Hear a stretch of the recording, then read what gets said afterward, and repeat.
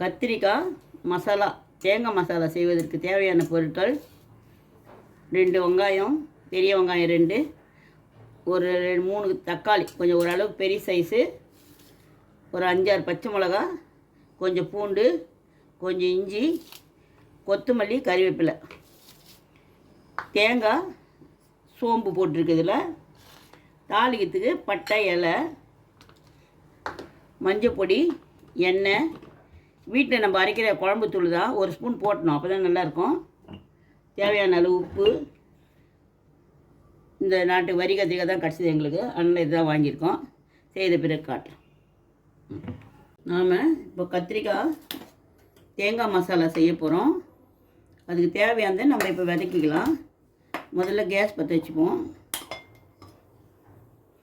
இப்போ எண்ணெய் ஊற்றி வச்சுருக்கேன்.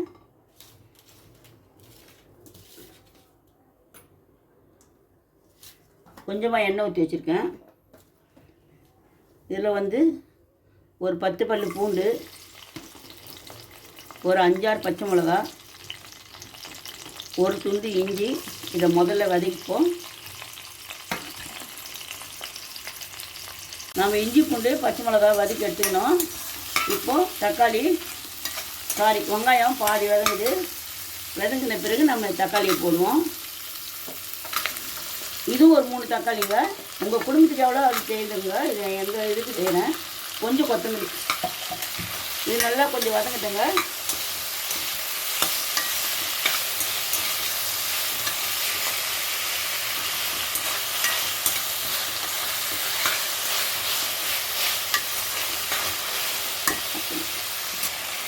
இதில் கொஞ்சம் நம்ம உப்பு போட்டுப்போங்க.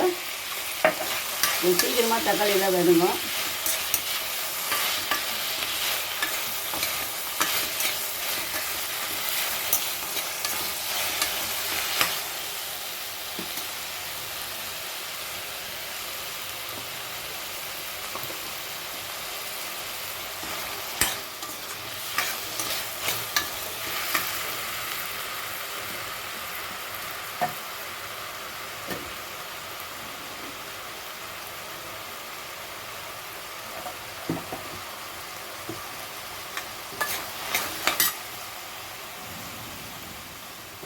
இப்போது நம்ம இந்த தக்காளியெல்லாம் எடுத்துப்போம்.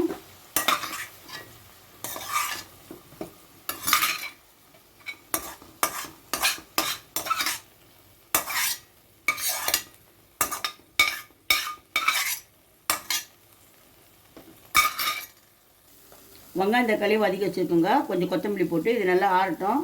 இஞ்சி பூண்டு பச்சை மிளகாங்க, கொஞ்சம் 1 இன்ச்சு இஞ்சி, 10 பல்லு பூண்டு, ஒரு 4 பச்சை மிளகாங்க. இது கால் முடியில் 1/4 முடி தேங்காய், கொஞ்சம் சோம்பு. இப்போ நம்ம இதை தனித்தனியாக அரைச்சிக்கணுங்க.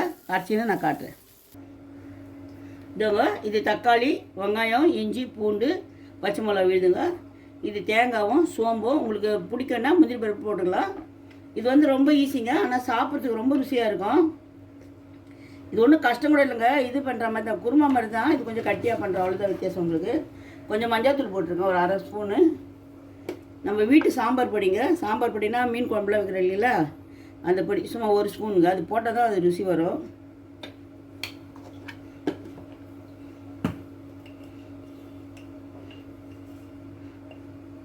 உப்புங்க, தேவைக்கேற்ற உப்பு போட்டுக்குங்க.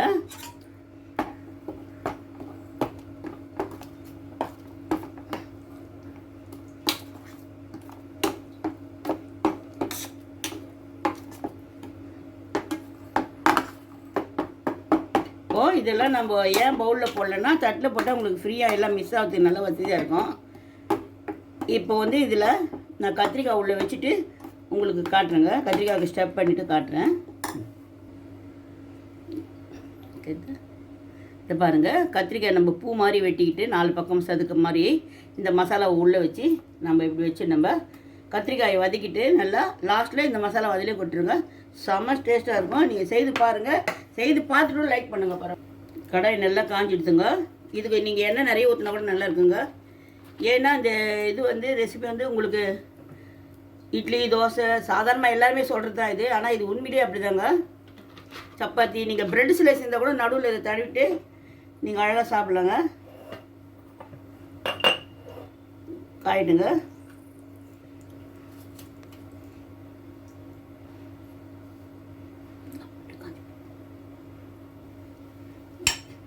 எண்ணெய் சூடாக எடுத்துங்க. இதில் 3 பட்டையும் 2 பிரிஞ்சி இலை போட்டுக்கோங்க. வேறு எதுவெல்லாம் போடக்கூடாதுங்க. ஏலக்காய் லவங்கம் அதெல்லாம் எதுவும் போடக்கூடாது. இந்த பொரிஞ்சுதான் இந்த கத்திரிக்காயை நீங்கள் ஒன்று ஒன்றா இது போடுங்க. சிம்மில் வச்சுக்கலாம். நான் ஒரு 9 கத்திரிக்காய் போட்டுக்கோங்க. உங்களுக்கு எவ்வளோ வீட்டுக்கு தேவையோ அவ்வளோ செலவெல்லாம் நீங்கள் ஜாஸ்தி ஆகிக்குங்க.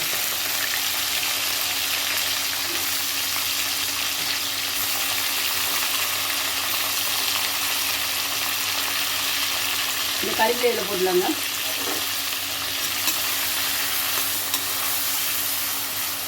இதை நம்ம கொஞ்ச நேரம் மூடி வைக்கலாங்க.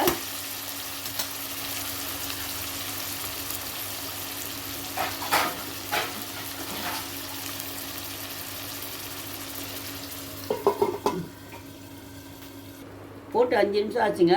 இப்போ தந்து பார்க்கலாம். இல்லைங்க, முக்காலும் நல்லா வதங்கிட்டு இருக்கு. இது வேகாதெல்லாம் நினைக்காதீங்க, வெந்துடும்.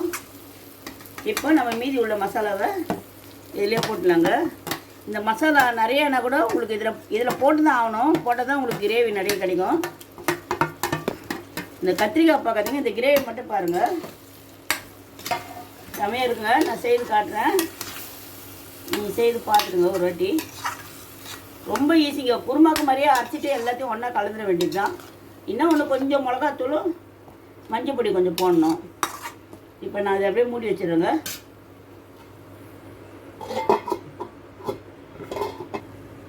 திறந்து பார்க்கலாங்க. ஆஹா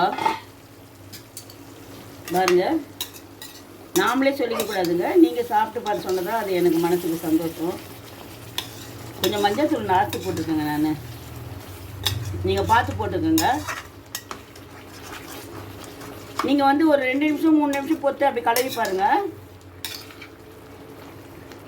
கத்திரிக்காய் வேகணும். இந்த கிரேவி நல்லா எண்ணெய் மேலே வரணுங்க. நீங்கள் அப்பப்போ மூடி கொஞ்சம் திறந்து பார்த்துங்க. போட வேண்டிய மசாலாலாம் சொல்லிட்டேன். அது அளவெல்லாம் நீங்கள் தான் உங்களுக்கு உங்கள் வீட்டுக்கு எவ்வளோ தேவைன்றதை நீங்கள் பார்த்துக்கணும். மூடிடலாங்க. பார்க்கலாங்க. பாருங்கள், எண்ணெய் பாருங்கள், எண்ணெய் அவ்வளோ அழகாக கசிஞ்சு வந்துக்குது. இதை பாருங்கள், திருப்பி பாருங்கள், இது பாருங்கள். அவ்வளோதாங்க. நீங்கள் எதுக்கு வேணாலும் சாப்பிட்லாங்க, உங்கள் இஷ்டம். உங்களுக்கு கேள்வியே கிடையாது. இது காரக்குழம்பு கூட அவ்வளோ நல்லா இருக்குங்க. ரசம், காரக்குழம்பு, சாம்பார், எதுக்கு வேணாலும். மற்றபடி நான் சொல்கிறதுக்கெல்லாம் அதெல்லாம் சொல்லலை. இந்த கறிக்கு மட்டும் நீங்கள் என்ன வேணாலும் செய்யலாம். இடியாப்பமோ எது வேணாலும், ப்ரெட்டில் கூட நீங்கள் தடவி சாப்பிட்லாங்க. ஒரு தடவை செய்து பாருங்கள். இன்னும் ஒரு 2 நிமிஷம் எடுத்துகிட்டா போதுங்க. நான் அப்புறம் பார்க்க வைக்கிறேன். திறக்கலாங்க. இப்போது பார்த்தீங்களா, இதில் ஒன்றும் இல்லைங்க, தயிர் அது இது எதுவும் இல்லைங்க. நான் ஆர்டினரி நம்ம குருமா செய்கிற மாதிரி தான். எல்லாத்தையும் நீங்கள் அரைச்சி வச்சிட்டிங்கன்னா எல்லாத்தையும் மிக்ஸ் பண்ணிக்கின்னு மஞ்சள் தூள் கொஞ்சம் சாம்பார் தூள் போட்டு உப்பு போட்டு நீங்கள் கலந்துங்க. பட்டை ஒரு இலை, மீதி எல்லாம் போடக்கூடாதுங்க. பட்டை ஒரு இலை தாங்க போடணும். போட்டு நீங்கள் தாளித்து விட்டால் பாருங்கள், சரியான ஒரு கத்திரிக்காய் தேங்காய் மசாலா. ஓகேவா?